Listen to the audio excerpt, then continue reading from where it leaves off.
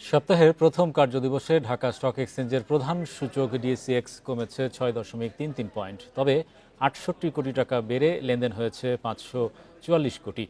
Share দর কমেছে 2 শতাধিক কোম্পানির। অন্যদিকে চট্টগ্রাম স্টক এক্সচেঞ্জের সার্বিক সূচক বেড়েছে 27.51 পয়েন্ট। রোববার লেনদেনের শুরুতেই ইতিবাচক ছিল ঢাকার শেয়ার বাজার। প্রথম 1 ঘন্টা 15 মিনিটে প্রধান সূচক বাড়ে 30 পয়েন্ট। এরপর সময়ের সাথে সূচকের উত্থান পতন দেখা যায়।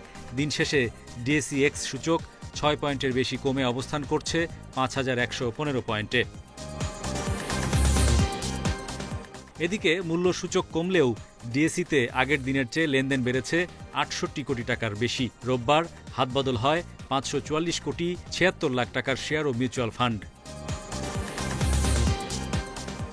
হাতবদলে অংশ নেয়া 395টি কোম্পানি ও মিউচুয়াল ফান্ডের মধ্যে দর বেড়েছে 128টি প্রতিষ্ঠানের শেয়ারের, কমেছে 260টির এবং অপরিবর্তিত 60টি প্রতিষ্ঠানের শেয়ার দর।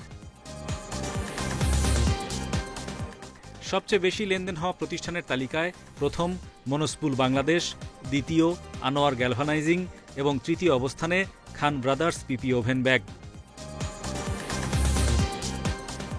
শতাংশের দিক থেকে দর বৃদ্ধির তালিকায় প্রথম অবস্থানে মনোস্পুল বাংলাদেশ, ইন্টারন্যাশনাল লিজিং দ্বিতীয় অবস্থানে, তৃতীয় Gemini sea food.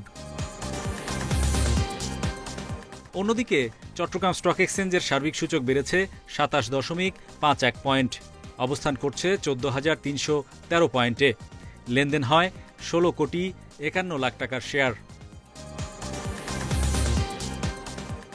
Hari Saha, independent news, Dhaka.